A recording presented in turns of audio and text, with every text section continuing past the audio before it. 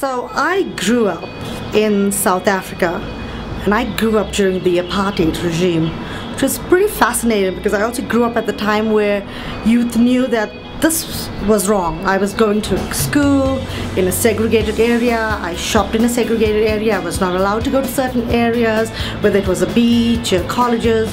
But it was also the time where everything was right, change, you could smell change. There was also a lot of fear. I was living in a township that actually was involved in political riots. So from the age of 12 I had to rebuild everything. This meant after evacuating to rebuild, getting clothing, getting shoes, going to school, and we have uniforms, so you pretty much stick out when you're the kid with no uniform or shoes and things like that. So much of life just plain, sucks. But what you make of it is what makes you.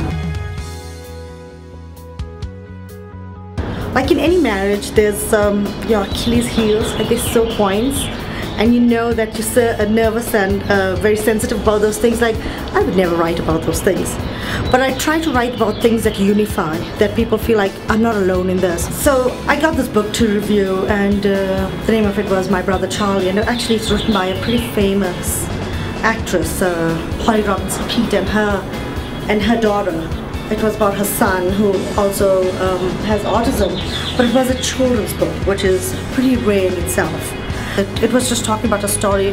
My brother, he doesn't always look at you all the time, but he still cares, and sometimes he might say a random thing, but that's because sometimes he thinks in another world at times. The one statement that my daughter made while I read to her was, "Mama, that sounds like me," was the one statement I included, but I did not elaborate on it in my review because I trust that my readers are intelligent enough for me not to do all their thinking. I didn't go in and discuss her therapy or didn't discuss when she was diagnosed, nothing. I haven't discussed, I just threw that line that my daughter said this.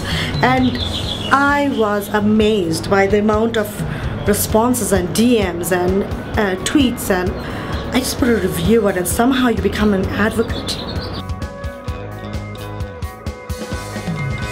I think if you build your brand well, if you have a community that really believes in you, and you're not going to sell them out for some little thing, then those brands will come.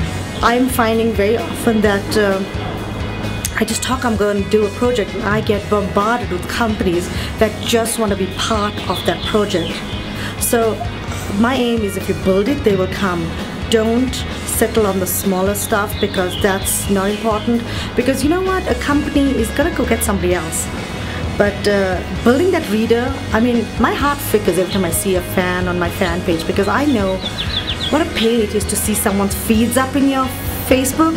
So when they agree, my community is so important to me, because if I have that, other things will just follow, and smart companies know that.